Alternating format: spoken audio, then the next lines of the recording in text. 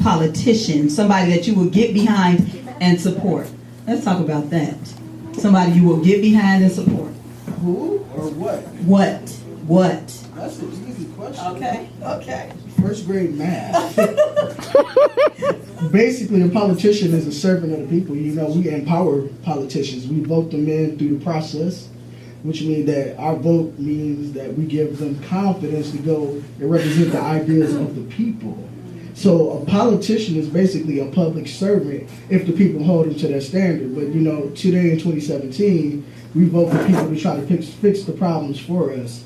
We let the politicians tell us what's wrong with our system, and they do whatever they do. But the idea of a good politician was to go represent the ideas of the people. Thus, for you vote for them. You vote for the person that relates to your ideas and your values. Love it. Anybody else in the audience would like to hit on that?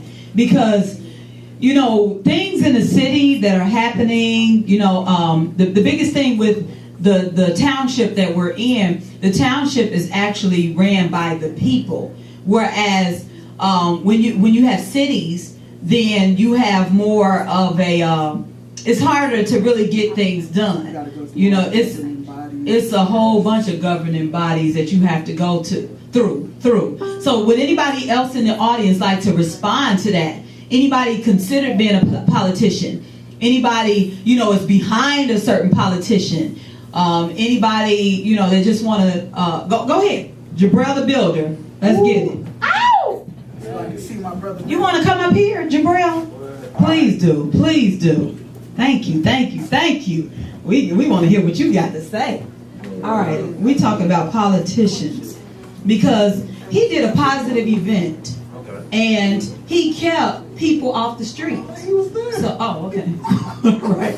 I'm just now finding out, so I guess I'm the only one that's in the dark about all of this. So like he said, you know, it got shut down 4 times. Yeah. So now, why are cops stalking you guys, shutting you down when you're doing something positive for people to have some place to go and not be out on the streets doing stuff they're not supposed to be doing?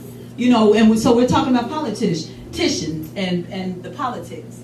And just make the comment that you want to make and, you know, whatever feedback you have from that. Okay, I know, peace everybody, peace. Peace. I know Perry is running for a position on the library board. He's a good guy. I would support him on his mission. I would vote for him. I would tell people to vote for him. Besides that too, politics is like, it's a fancy word, you know what I'm saying? It's a fancy word, it's a position. It's so much that comes with that word that people automatically have in their mind of what this person is supposed to do, what they're supposed to do for them and for the city. I think it's we have to become more informal and become more familiar with one another, because it could easily be how I'd imagine it was years ago, generations ago, just upright people in the community, men and women, that people get behind and support. Once we have that unity, whoever fills that position, it doesn't matter. But as long as the people are behind them, they can accomplish anything. Wow, that's deep. All right, that's deep. Thank you so much. You said you got something? You know what, I just feel like over time we gave too much power to politicians. It was a point in time where communities were more self-sufficient. And when I mean more self-sufficient, you know, we relied on our own skills, our own abilities, and our own intellect to build up our community. You had people who had skills to start their own business or build their own homes and do this and do that. And I feel like until we become more of a self-sufficient society where we do on our own, teach our own, labor on our own, and stop, you know, expecting people to reach down and pull us up, we'll never have ownership of what's ours, and that is the community. Right now, the people that we vote and we give power to, this is their community. You know, they take money from people and lobbyists and all this stuff, and they dictate and use their influence and money to make things go round.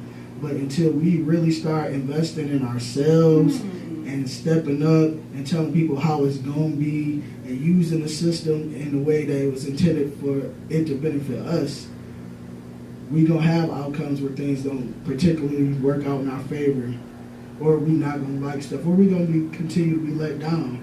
So just start thinking about ways you can be more self-sufficient in your life, in your community, You know, reach out. Speaking to a kid life, reach out, start a community garden. Think about a business you can start.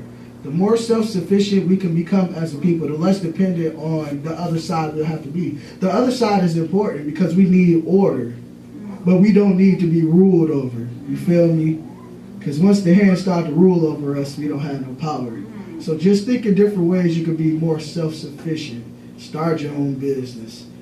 Get more familiar with the education system. Educate yourself.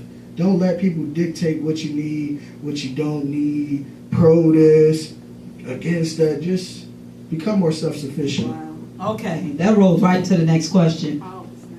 Do you feel that people of other races support you more than your own race? Is your own race hating on you to the point where, you know, they're doing things for other races and so forth? And I don't even mean race like that, but I'm saying it like that because this did come up. Like, man, you know, somebody from another color, another culture support me before my own. So in the back, I don't even know who it is. Come on, okay, come on. I'm like, I just saw a hand. Okay. I got something to say on this. Okay. Okay, no, I think it's very evident that, and I'll just use this as an example. Okay. I saw something on Facebook where it said that it's actually a poet said this past week. They basically said that, and I don't want to offend anyone, but they said that white kids buy hip hop more than you do. That's fact. And I was like, that's fact. dang. And I'm like, but it's something that you can actually look up. It is the demographics for all types of commerce, all type of consumerism. You can look it up and see who's buying the stuff. And that is true. Like, we, as a unit of people of color, have created so many avenues, so many different streams of revenue for ourselves, but it is not coming from our own communities. And one of my theories is this: we're not used to seeing each other in power. We're not used to seeing each other as leaders. We're not used to seeing each other as entrepreneurs. That's a huge thing right there. You know, when you go down the street, who's the owner of that liquor store? Who's the owner of the beauty supply store? But who are the two top, you know, people buying consumers of those places? Yeah. People of color, but we don't have, so you're not used to seeing that, so people don't take you seriously when you like, hey yo, buy my CD for $15. $15? One track on there, 99 cents on iTunes or Spotify, whatever, but people not willing to pay that. So it's like, okay, so that's my theory, is people not used to seeing, so they don't take you seriously. And then because we're all a family, you my brother, you my sister, I want a discount. They don't want to give you the full value of your art, and 50% of that is if you end up giving them that discount, they're gonna always want the discount. The other 50% of that is if you don't even value your own craft, your own art, your own business, then how do you expect other people to do it as well? So at the end of the day, whether they're black, brown, blue, purple, orange, if you don't value your stuff, you're not going to get what you're supposed to get for it. So that's my theory on it. Stay right there, because since you're right there and you just hit on two major points, why is it that you're going to France at the end of the year? Because this ties into that question. Why are you going to the France at the end of the year? Why is it that you're going overseas at the end of the year? Oh, for me. Oh. Yeah, why is it that so I am going to Paris at the end of this year.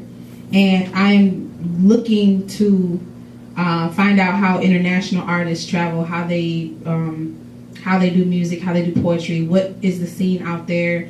And as far as I've been told already, and I haven't even booked my flight, that people in Paris, people in Europe eat up this stuff that we do. I mean, as far as black culture, as far as poetry, as far as like live performances, and they show up to a show. They go to shows out there, and it's just mind-boggling to me, because you could say a show is free and people won't come.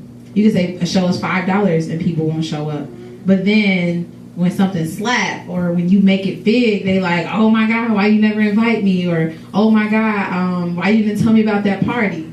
You know what I'm saying? So it's like, so, you know. Big fella. You silly. So, I just want us to kind of like, for me, I want to open my mind. I want to expand my mind to know that this is not the only place. NTP is a great place to start. Michigan is a great place to start. The United States is a great place to start, but this is not the only place that music is alive and well. It's not the only place that people dance and sing and listen to poetry. It's not the only place that people know English. So what's important is that we're supposed to get out and test different markets, test different audiences. If you only know how to perform in front of a Detroit crowd, that's all you're gonna ever go. Like that's as far as you're gonna go with Detroit, because try to step into Chicago or New York or go out to Cali and do the same set and see if you're gonna get the same response. It's not gonna happen. You have to be able to adapt to the crowd that you are performing in front of. You have to be able to talk to people and network and be able to communicate on their level. How do I communicate with people here in TP? Through love, through, the same struggles that we deal with that I know are going on. But when I go to Chicago, guess what? I'm probably going to do a little research, probably going to test out a few places and go there multiple times.